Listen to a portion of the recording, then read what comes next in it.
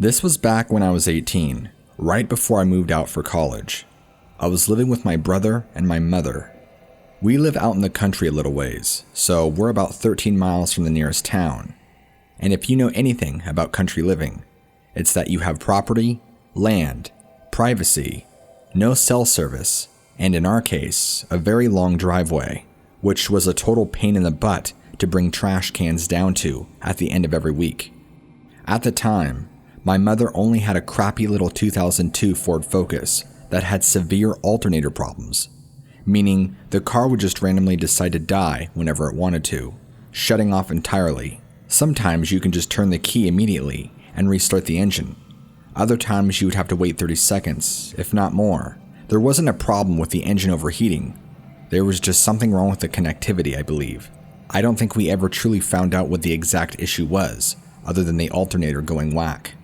My mother was never fully capable of properly saving enough money to get it taken care of, so it's a problem she just dealt with, and it severely endangered me, my brother, and her. There were times this happened on the highway, and she'd have to pull over with the remaining car momentum, and we considered ourselves very lucky. Sarcastically, she was far too stubborn to ever invest in AAA, or any sort of roadside service that would have actually helped us. No, her solutions were to sit there and wait for the damn thing to come back on. If I don't give you this backstory, well, then the sighting might not make any sense. So I'll finish giving you some more backstory details before I tell you the actual encounter. So at the end of our driveway, it curves onto a main highway. Beyond that highway is all thick forest that goes on for miles. If you go down the road in either direction from our driveway, about a mile each way, you'll hit a person's house, and all around our house is just empty farmland. So there's virtually nothing, nobody for at least a mile. And with virtually zero cell service, it makes for a fun time, especially being a teenager. Now, I'll set the story up for you. My mother used to have frequent doctor visits because of her continuous medical conditions. She had an assortment of ailments that I think were brought on by part of her hypochondria, so I don't know what was real and what wasn't. Anyway, I remember it was either late fall or early winter, because it didn't get light out till late in the morning, like 7:30, 8 o'clock, something like that, and she had a very early doctor's appointment this morning. Maybe it was like 7 in the morning. I don't remember exactly. I think I was busy getting ready for school. I can remember the sun just starting to come up. At the time, there wasn't any snow or ice on the road or driveway, which meant clear driving conditions, so my mom hops in the car and heads down the driveway. She gets to the very end of the driveway and is about to turn onto the highway when the car dies, shuts off completely, as my mom is swearing, smacking the dashboard and trying to get the thing back on, turning the key ignition multiple times. She looks up and sees a face staring at her through the trees directly across the highway. She described it as a big dog face, or coyote looking. She felt immediate fear, and not because she didn't know what this thing was, but because it was watching her like a person would, staring into her soul. She said that she then got to see a better look at it, and described it as a very overly large coyote walking on its hind legs. It appeared to be moving through the trees to get a better look at her. She starts panicking, trying to get the car to start, but it's just not budging. She's paying half attention to the car, half attention looking up in the trees, when she notices that she can't see it anymore, fearing that it might be coming out towards her, or getting ready to. She says screw it, and just gets out of the car and walks all the way back up the driveway toward the house. Why do I remember this so well? Because it's not every day that you see a 53-year-old woman running up the driveway, screaming for help. My brother and I, who at the time are 18 and 15, come running out of the house, asking her, "Mom, what's going on? What happened?" And she tells us exactly what I just told you. She gave us an earful. She kept saying, "It's still down there, it's still down there, it's gonna come after me." My brother and I exchanged glances, and we look back at Mom, thinking she's lost it. But my brother steps forward and decides to humor her. Clearly he doesn't believe her, even though her story does seem somewhat convincing. Him and I both walk down there together and check everything out. We couldn't get her car to start, so we eventually called a close friend who came by and somehow got it working. My brother walked over to the other side of the street, where the thick woods were, took a look around, and didn't see anything. I just remember him saying, "Man, Mom is such a crackpot, probably high on her meds again, for all we know." I don't know. I felt differently about it. Mom's reaction and the way she was acting just seemed genuine. It didn't seem forced, and why would she make it up? I'm not saying she didn't hallucinate, but there doesn't seem to be any reason that she would leave her car when it's 30 degrees out, walk all the way back up the driveway, and scream for help from her 2 teenage sons. She was taking a few medications, but this wasn't like her. She never hallucinated before, or had any issues seeing things that weren't there. I can't vouch for what she saw, but either way it really spooked her. And once we finally got the car back up and running, I thanked my friend. He went on his way, and my mother was very apprehensive to get the car and drive it back up the driveway, so I did it for her. I don't really go hunting or anything too extravagant out here, and I've never really been the outdoorsy manly type. Me and my brother just kind of keep to ourselves, play video games, be quiet, good, complacent young kids. This isn't something that I've spent a whole lot of time thinking about, but I did figure it would make for an interesting story. As far as what my mother actually saw that morning, I'm not too sure. The way I see it, there's really only 2 options here. The first is that she probably really did see a big coyote, but I doubt it was acting the way she made it out to be. Standing on its hind legs, nefariously looking at her, observing every move she made. I'm not an animal expert, but I think coyotes are kind of loners anyway. But it was out in the forest, and we were kind of out in the backcountry, so it really wouldn't surprise me much. Now the second option is that she actually did see something that resembled a coyote, somewhat closely, enough to draw that comparison. But the few distinctions she made was that, again, it was on its hind legs, and it was staring at her, watching her in her car. And this is my own critical thinking, and I asked her myself, like when I was asking her what the face looked like when she said it looked dog-like. I said, "Mom, what do you mean dog-like? All dogs have a dog face." That isn't very descriptive. Her best way to explain it was that it looked kind of like a coyote, but it was more of its own thing. She said it was much bigger and looked a little different. Now that I'm thinking about it, when she had mentioned it being on its hind legs and it being so large, it could have been easy to really entertain the whole werewolf idea. But none of us, neither me, my brother, or my mother ever mentioned that at all. I don't believe werewolves exist, but I do believe my mother saw something. Now again, whether it was a mistaken identity of just a really large singular coyote, possibly. But I just can't help reiterate that she's seen coyotes before, even larger ones. There were plenty of deer out where we lived, and so it was very common to find carcasses all over the place. To say they ate good is an understatement. The area in the fall time was always heavily populated by hunters, so I take it the getting was good, and there would always be tons and tons of deer around. I didn't know of any nearby water sources off the top of my head, although there was a lake not too far away, and I think a pond not too far from our house. But I didn't really spend too much time exploring. I stayed inside with my brother, like I already told you. The only other big recreational outdoor activity I can think of was trout fishing, but I couldn't tell you where. I just know it was in the general area of where I lived, because a lot of people talked about it. So, without dragging this longer into something that it doesn't need to be, what is your take on it? Is this just a case of mistaken identity, or was there really something there, an unknown creature, watching my mother in the car? I'm a very skeptical person by nature, and so is my brother. And this is always a story that I've really wanted to bring the attention to of multiple people who would believe in this realm of reality. So I'm hoping that I am fortunate enough to have you read my story to your viewers. It would be an honor.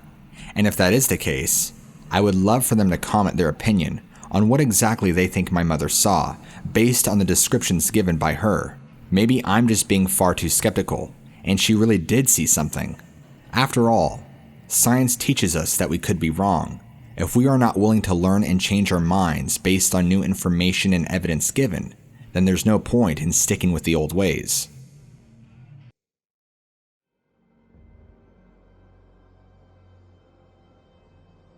This was just last summer, back before the quarantine when life was far more normal. It was a late night in April, and I had taken my girlfriend out on a date. We were north of Settleford's conservation area in Missouri, the only area that I can really remember at the time. We were just driving around, BSing and talking. I had an idea up my sleeve to have an even better evening, since my girlfriend and I had been talking about wanting to have some fun. I pulled over to the side of the road, and out of my jacket pocket, I reached in and pulled out this gnarly joint my friends and I had wrapped days prior. I had planned this for a little bit. My girlfriend was surprised, but only had smoked a few times before. Before we even got the joint lit up, we were looking for a lighter, and I thought I had stuck it in my center console, when my girlfriend says, "Uh-oh, babe, put the joint away now. Cops here." I look up in the rearview mirror, and I see what looks like somebody approaching my car. Far enough away at the time that it looked just like a person, but as I watched this figure approach my car, something just didn't quite sit right with me. If this was a cop, where was their car? Why were they just randomly approaching the back end of my vehicle? Then I panicked and realized it's probably a Park Service employee about to bust us. But then I started to see more of its shape. It was dark outside, so keep in mind that until the shape got closer, I couldn't really have a great view. Then I saw the ears, the perky, upright dog ears, and what I thought to be a person looked massive and wide in the chest, like some sort of freakish bodybuilder. Something in my stomach and the very pit of it just told me that there's something wrong here. I had all these thoughts within about 5 seconds as my eyes locked onto this approaching figure that walked ever so slowly on 2 legs toward the back of my car. My girlfriend was watching me at the time, getting really nervous, asking me what's wrong. I asked her, "Look behind us and tell me what the hell is that?" She turns around at the same time, and we both start screaming. Right in this moment, the figure walking towards our car begins to drop down on all fours, like some kind of animal, and begins running towards our car faster. I throw the key into the ignition, not wasting a second, put the car in drive, bam, and we're out of there, just like that. It's hard for me to put into words what exactly it is that I saw. It was a large silhouette for the most part, that closely resembled some kind of creature, I guess. I don't even want to use that word. It sounds too fictional. Whatever it was, I could tell you it was not human. I'm not a person who makes up stories for fun, and I have nothing to gain from making this up. Plus, my girlfriend was with me, so she can verify that my story is correct. I don't know if there's such a thing as aliens, or if that's what this was, but when it dropped on all fours like an animal, that's when I really freaked. I mean, I will still drive by that area to this day, and just the memory of that coming back to me still gives me the chills. Now, when I do a date night with my girl, I don't try and pull off any desolate roads anymore, especially like that, next to a marshland. Has this experience changed my belief in monsters or things that aren't human? Not really. Even though I can't explain what happened to me, it's not enough to hit me over the edge into believing things like ghosts or anything of that. I just consider it an off-the-cuff experience, and I leave it in the past. At the time of this sighting, the only really lighting we had was what little moonlight there was outside. And where this figure was coming from, it was just a lone road. Whatever it was must have come out of the marsh and followed the road towards our car.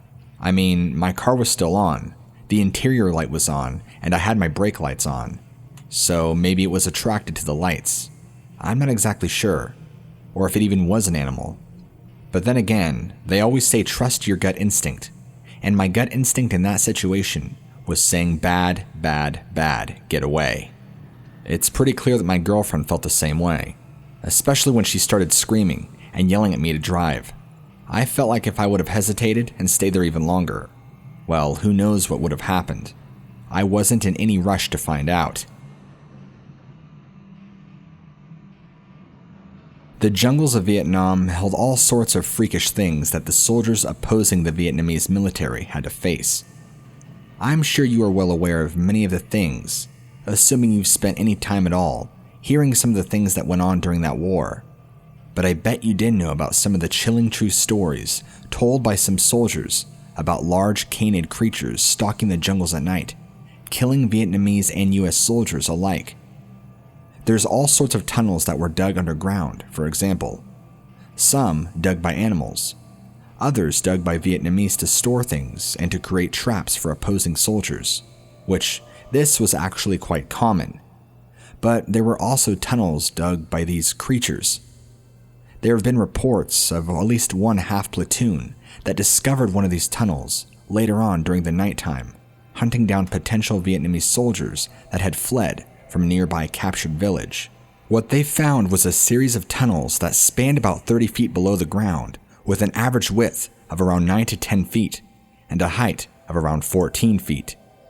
These tunnels were substantially large. They continued to lead deep underneath the earth and were even interconnected. That's before several of these soldiers were attacked by these large jungle wolves, they call them. The Vietnamese even had a word for them, which directly translated to jungle dogmen. They knew about them and even coexisted with them, just like they did all the other creatures of the jungle that posed an imminent threat to man. It was commonplace for these creatures to ascend out of these large tunnels at nighttime and hunt, which is when combat troops would come into contact with these same creatures. These things were reported to the US soldiers after they saw significant Vietnamese soldiers being ripped into pieces. In these tunnels, they had already found several corpses stashed away in sections of the tunnels, of US soldiers and Vietnamese, and villagers. Although depictions and descriptions of these beings were hard to come by, they were known to many of the local villagers as beings that just inhabited parts of the jungle. These beings would also stalk and kill other large predators, like big cats, monkeys, and whatever meat they can get their hands on. Remember that there are so many components to the Vietnam War, such as torture, famine, destruction, death, that because of that, it's hard to encompass such a bizarre abstract concept such as what I'm telling you. With so many distracting details and so many things wiped clean and hidden over the years, it takes a while and you have to talk to the right people before you can uncover the true details of things that really went on. Many true accounts and sightings lost to time and dead soldiers. But if you're adamant and you do the right digging, you can find all the information you need from all the right people. I'm not exactly comfortable giving away my identity, but I do have a few close relatives who served in the Vietnam War. On my side, as well as my wife's side, both US and Vietnamese. Once I relayed to these people how I have an interest in cryptids and have shared with them some of the interesting information I know, well, that's all it took to spark the conversation. And don't think these kinds of creatures were all they had out in the jungles. There were all sorts of nightmares waiting the US soldiers. I'm sure I can spend an entire afternoon sitting down with a pen and paper, jotting down all the stories and accounts these relatives of mine have to tell me. Yes, the times of war and destruction were absolutely terrible, and both sides of people faced horrendous acts of violence done against them in the name of war. Even with that being the main focus of the entire event, it's pretty rare that you even hear about some of the traps set by the Vietnamese for the soldiers. I'm just using that as an example to show that many of the minor details, such as the accounts I'm telling you, have gotten washed away in time and forgotten about over the blanket of more relevant details. I couldn't exactly find which parts of Vietnam that these creatures were segregated to, because I know that out of all the accounts I heard, with different things, not just these creatures, only a small segment had accounts of these particular creatures. And only a small segment of accounts that I've heard deal with these creatures in the tunnels. From what I've gathered, especially from some of my Vietnamese relatives, is that they were about as tall as a man, which means for them, about 5 to 6 feet in height, and very wild looking. They basically referred to them as wild beasts of the jungle. And although they weren't always necessarily hostile, they typically acted very aggressive and territorial. I try and look at the whole thing from a very scientific perspective. It's very possible that there might be canid humanoid beings, but they're not these creepypasta, violent werewolf types of monsters that a lot of stories paint them out to be. At least to my beliefs. And from the accounts I've gathered, at least from my Vietnamese relatives, it seemed to be about the same thing. That's why I use the term coexisted. They seem to treat these beings as any other large alpha predator of the jungle. You avoid them and respect them. If you find yourself at the wrong area at the wrong time, well, you might be a victim. These relatives of mine are far into their 80s and 90s, and have absolutely nothing to gain from making this stuff up. I have grown very close to my wife's side of the family, and so gathering this type of information due to good relationships wasn't hard to do. But it just goes to show you, if you don't go digging for these lost details of a bloody war, then they'll be forgotten about forever, once many who saw the war pass away, forever gone. This is why it's so important for us scientists out there studying things that science doesn't necessarily recognize. We have to go the extra mile and dig even deeper to find the answers we seek. My encounter happened to me late June, about 5 years ago. At this time, I was traveling north of Lexington, Michigan, which, for those that don't know, is full of heavily, thick forested area and lots of rural farmland all around. And of course, living here for the past 5 or 6 years before that, you hear tales sometimes about a strange creature known as the Dogman. Now at the time, or should I say before that, I didn't really buy into mysterious creatures that you could never see, kind of like Bigfoot. Animals that were supposedly elusive to the rest of society. And living in this area for the past 5 to 6 years, of course I had heard of the Dogman, especially being neighboring states to Wisconsin, where they had this supposed beast of Bray Road, but again, at the time, I didn't buy a single ounce of it. But, back on that day in late June, my opinion as a skeptic was forever changed. Like I said, I was driving north on the M25 north of Lexington. This was in the evening time, probably around 6 p.m., where everything is still rather bright.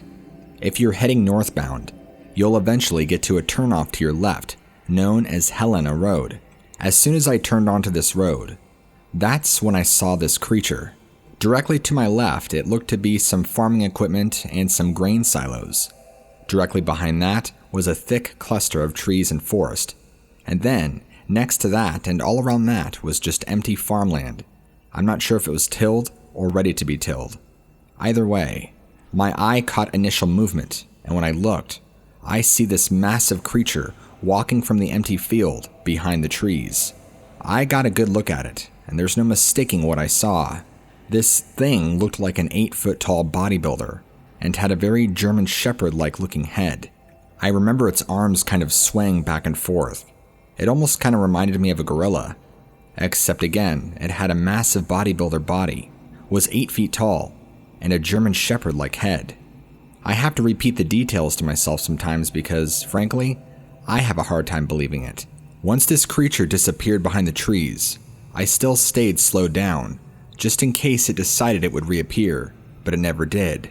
For the next few moments after, I just felt in total shock, like one of those moments where you think to yourself, did I really just see that? The logical side of your brain will try to run through every scenario possible to give you a rational explanation, just so you know you're not insane.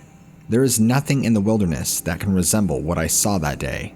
It was clear weather too, not a cloud in the sky, and of course there were no other cars anywhere else around. M25 had a few other cars going up and down it, so traffic was minimal. There are houses that live directly off that road, so that's to be expected. But once you get a little further up north, traffic seems to die off a lot more. And Helena Road, for example, is kind of in the middle of nowhere. But as far as the sighting goes, it's something that has honestly just stayed with me for all this time. Even 5 years now, I still can't stop thinking about it. I kinda got a little crazy afterwards and spent all my time trying to see what I can find that would point me in the right direction. That's when I just had to swallow my pride and realize that there are things that are out there that we don't know about. Based off all the accounts I've ever heard, I do believe that what I saw was a Dogman, and then I do believe that they do exist. I can't be too sure about other states and other areas, but I know they're up here in Michigan, and from what I saw that day, they look like a creature that you don't want to mess with or piss off accidentally. This creature looked mean, But unlike some people, it has not stopped my willingness to go out into the forest and hike and adventure. I still do go on hikes. I still travel into the woods. I still do lots of normal everyday activities outside. My mindset on the whole thing is just like, look, I know they're there now. I can't deny that, even though the skeptical side of me wants to. I just have to respect that they're there and leave them alone. And in turn, I have to hope that they'll leave me alone too. If you're interested, I can give you the exact location that I saw this creature at. It took me a little while, but I researched on Google Maps and found the exact spot in which I saw it. If you decide to read this to your audience, well, your audience can check this with me too. Go check out 9944 Helena Road, Harbor Beach, Michigan. It will take you to the start of a turnoff, and to your left is those grain silos I was talking about, and that patch of trees, and all around you is basically just tilled farmland. The creature I saw was walking in that field, and for about 4 or so seconds, then walked behind that patch of trees and was gone. As you can see from the environment, there is nothing around there that you can mistake as a dogman. It stuck out like a sore thumb, and had I not been driving by, this thing would have stayed fully incognito, and nobody would have ever saw it. When I think back and think about creatures like Bigfoot and dogmen, and how they're supposed to be so elusive and nobody ever sees them, well, this thing was sure taking a risk just walking out into the open like that. Anybody else driving down that road at the same time I did would have had a clear shot of this same creature. If there's anything to be taken away from my own story and personal encounter, is that you can never really be too sure. Yeah, it's okay to be skeptical of things, but don't be too hard-headed. Keep an open mind, because when the truth reveals itself, it could sometimes be a little more shocking than you'd like it to be. I'm not telling people to go out there and believe that dogmen exists. I'm just saying, keep an open mind. You never know what might happen in your life.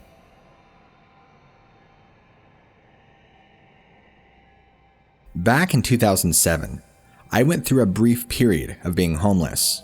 Brief being around 8 to 9 months. I spent a lot of time hitchhiking, couch surfing, and just generally moving around from area to area. I want to say it was around September, because it was still hot out and fall hadn't quite set in. I had a very good friend of mine who allowed me to stay on his couch for about 3 weeks. This is before things went haywire, and we ended up in a drunken brawl and nearly had the cops call on us, and I had to leave. But that's a story I don't want to get into, because before I ended up on that friend's couch, I spent some time being homeless and down at the railroad tracks. The town I'm talking about is Kelso, Washington, a rather small but broken down town, filled with a lot of poverty and drugs and crime. There's a big river that runs between Kelso and Longview, and it kind of borders the two towns. Longview is more the commercial, uppity area, even though it has its fair of slums too. But Kelso really doesn't have anything. It's one of those older towns that used to be a logging community, but after the logging got shut down, things just took a turn for the worst. More and more poverty grew, drug use, and the cycle just rinsed and repeated over and over generations. It's a very sketchy place to be at night, and so that's why I spent a lot of my time right near the river, right by the train tracks. Not that this area was necessarily any better, but I felt I would at least be left alone. But even here, I had a nightmarish experience that kept me from ever going back. About right after this incident is when I ended up crashing out on my friend's couch for 3 weeks, which we then ended up fighting and I moved out of state again. I'm not here to BS you or to make up stories. This is what happened to me during my stint of being homeless. I've had some pretty bad run-ins with other people, bad people at that. I had been held at gunpoint and threatened with a knife at some point. I tried to stay as drunk and high as I could, just to numb out from the pain of not being wanted, of having nowhere to go. But this night that I had this experience, I had no drugs in my system, no alcohol, because at the time, I had no friends here. I didn't know anybody in this town, other than my friend, whom at this time didn't know I was here yet. Alright, enough backstory. During the first 3 to 4 nights here, I tried to stay up all night long and wander around the train tracks, because I felt if I kept myself up, I would avoid being mugged or robbed. This is the night that I believe I saw a werewolf. And maybe not a werewolf in a traditional sense where somebody turns under a full moon, but whatever animal, creature, whatever you want to call it I was looking at, resembled that out of a Hollywood movie. I was walking along the train tracks, northbound, and I heard some growling off to my left in the trees. I turned my head to see, and my eyes are met with another pair of eyes. Red eyes to be exact, but not cheesy glowing eyes like you would see from a monster movie. These were eyes that emitted light, much in the same way if you were to shine a light in a cat's eyes. It's that reflective gland they have. I don't know what they call it since I'm not a scientist, but it was that same kind of light emission. It immediately creeped me out because, well, there's no light shining anywhere. So how this thing's eyes were emitting light like that, well, it was beyond me.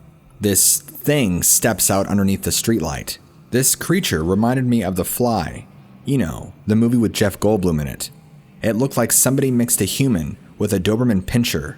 This thing looked all sorts of nasty. Humongous teeth like a lion. And when I say this is like a Hollywood movie prop come to life, I'm not kidding. It moved and looked and breathed far too real to be somebody in a costume or some sort of prop.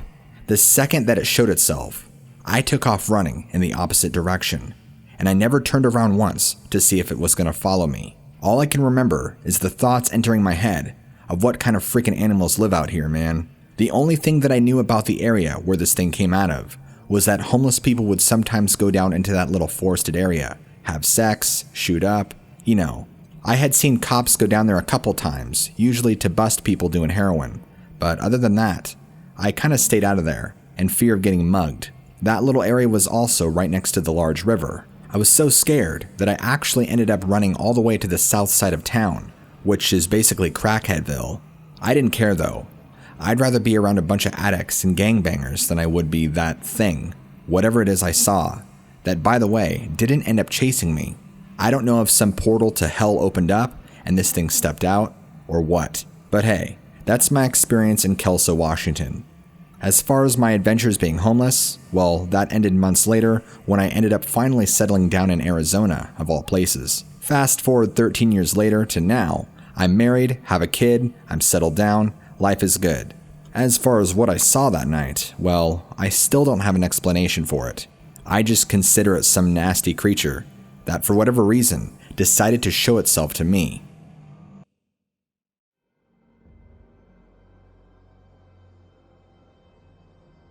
I was getting home with my brother from school when we saw a monster just off in the trees right by our house. I was frozen in my tracks, and then my brother saw it too.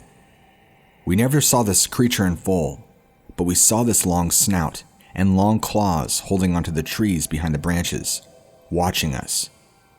Then, I got the feeling that it knew that we saw it because it started growling. My brother grabs my arm and motions to me that we need to go book it for the house.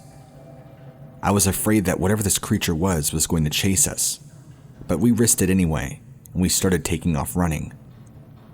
I have no idea if it was just a wild animal or something more sinister, but whatever it was, I knew I had to get home as quickly as possible. My brother and I ran up the hill towards our house. We didn't even make it to the top when we heard a loud noise next to us. This creature was following us closely in the trees. It was paralleling us perfectly and keeping up with us with no problems. We were so scared that we didn't even stop to think about what it could be. We just kept running to the front door until we finally got out of range of the creature's sight. We got in the house, slammed the door, and locked it. We could hear a bunch of thrashing around in the trees next to the house, and it went on for a while. My brother and I were scared. We weren't even sure what to do or who to call. Here we are, 12 and 14, and there's a friggin' monster in the trees next to our house. Our parents would never believe us. We hid in our bedrooms, waiting for our mom to get home. My brother and I grabbed the biggest knives we could find and hunkered down. Maybe 20 minutes later, and the noise finally began to die down. Then, it got dead silent outside. Because this was in January, the sun sets here at like 4:30, 5 o'clock in the evening time, so by now it was already dark. My mother got home first, closer to 5:45, and when she came in, she seemed to be spooked or bothered by something. We were nervous to say anything because we were still freaked and didn't want to say anything to her, but she obviously was bothered by something. She acted off because she usually greets us and asks us how our day was, but she didn't this time. She walks right into the kitchen and gets on the phone with what we can discern was the police, talking quietly and looking out the window. My brother and I are standing on top of the stairwell, looking at each other with eyes as big as saucer plates. Something was going on, and in my 12-year-old mind, I was thinking that creature was still out there. My older brother was brave enough to actually go downstairs and ask her what was going on, but she wouldn't answer the question and just reassured him everything was okay. He tells her, "We saw it too, Mom, coming home from school. It was hiding there in the trees." And then I hear him just going off and off, telling her everything that we saw and everything that happened. I was boggled that she wouldn't just acknowledge what we had to say and just left the conversation and walked away. She had a glass of wine and ignored us the rest of the night. It was bizarre. My mother never acted that way. But this was years ago, and I don't know if what we saw had anything to do with that giant animal creature or what. That was a nightmare, and I hope to never relive that again. That's my strange experience. I don't know what we saw or what kind of animal it could have been. It's never been talked about in my family since. Is it possible that it could have been a dogman? I don't know, since I don't really know anything about monsters or cryptids or any of that. But it certainly scared me and my brother to death, and I'm glad that we never encountered it again.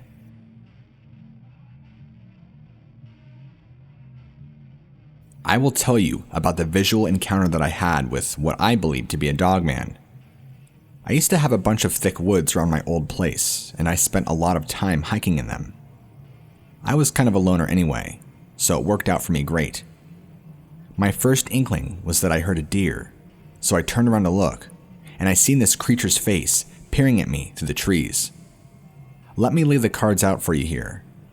If you've ever seen those werewolf movies where the creature looks half man, half wolf, short snout, but the face is still very human, that's exactly what I saw. This thing was my height, and it was peering at me through the trees, and I saw more of it than I wanted to see. As soon as I saw it, I flinched and screamed because it looked so horrific. Then it turned around and ran off through the trees. This wasn't far from my house either, maybe 500 feet at the very most, so this kind of shook me. This was just a calm spring afternoon in June, back in '88. I had no idea that an animal like that would ever be hanging out in my backyard in the woods. Literally zero idea. So I run back to my house, call my friend. I'm going crazy, telling him over the phone, "You need to get over here. There's this crazy wolf-looking monster out in the backyard of my woods. Let's go kill this son of a gun." He comes over 20 minutes later. We go out there and it's still light out, and he just starts heading out deep into the woods, far beyond where I'm at now. Now, I'm going to explain to you something. Where my house was at the time, it was still really new development. So once you backed into the woods, that was my house. There was a small hill you had to cross over, and then it dipped into a larger valley that would span a few more miles before you hit any more neighborhoods. This friend of mine runs back there, not even 15 minutes back there, and I hear him start firing off his revolver and screaming. He comes running back, white as a sheet, and tells me he saw the thing, fired multiple shots off at this creature, and it charged him, nearly slicing his belly open.